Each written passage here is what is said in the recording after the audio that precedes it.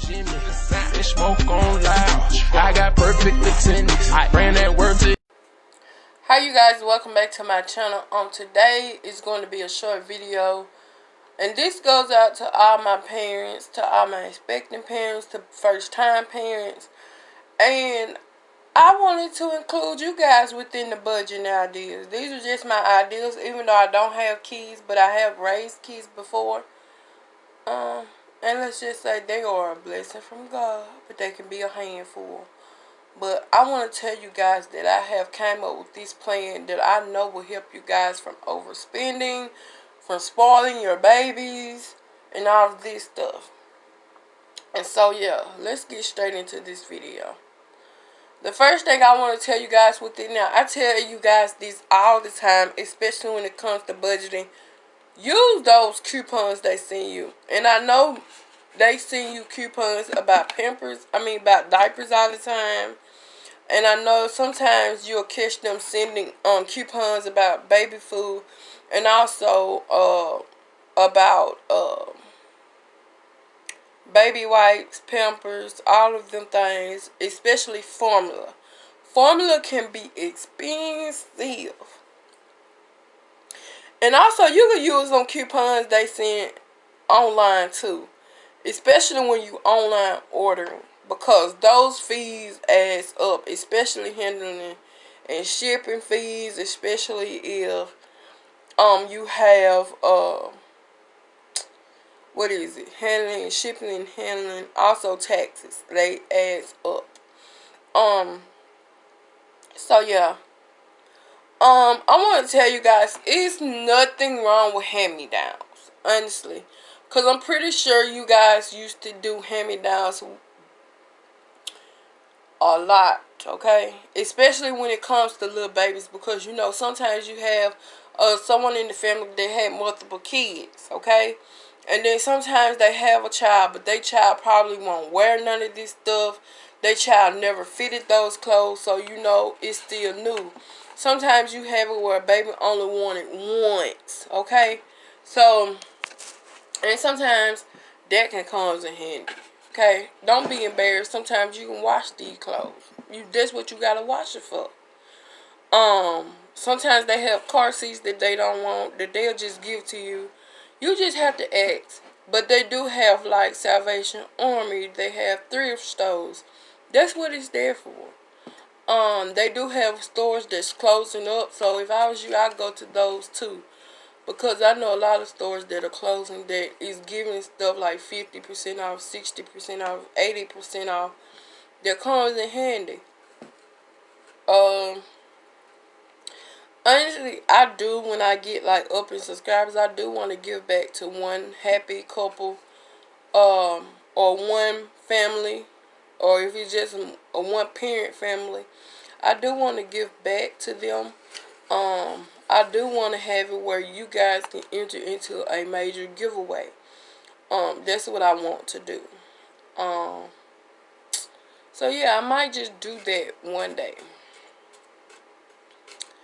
But also when it comes to unnecessary wants, not necessarily needs, but wants. Wants is something you could do without. Sometimes you have to cut back on that, like your video games, dads.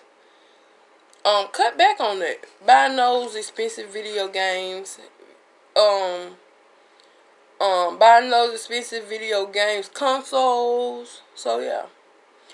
Cable TV, because you know they have like Netflix and all those things now. There's probably what, $10, no more than $20 a month. So and then you have cable TV, which you have to come out $150, maybe $200 every month. And they just showing the exact same thing over and over and over. For that, you can get Netflix and see the same movie over and over. So, yeah. And spending triple less than what you spend in the buy cable. And mamas, those lattes y'all get every morning, those adds up. Especially from Starbucks. They adds up. So, buy that machine that makes them lattes, and you can have a latte every morning at your house. And just buy you a Starbucks cup, and they'll think you still going to Starbucks every day. Okay? Also, when it comes to baby foods, you can make that at your house, partner. It ain't never mashed up beans. And then you can monitor what goes into your baby's food. So it ain't never mashed up beans. Sometimes it's corn, sometimes it's peaches and all that stuff. You can buy that stuff at the store and make it yourself. Just get you a blender or anything like that and go at it. You could do it every Sunday. You could do it every weekend. Just like you food prep for yourself, you could food prep for your baby. Because you know what your baby will and won't eat by this time. I'm pretty sure you will. And then you won't just buy the food just to be buying it. Because you know when you buy it, sometimes they not going to eat it. So now you can save money and make the food that they will actually eat.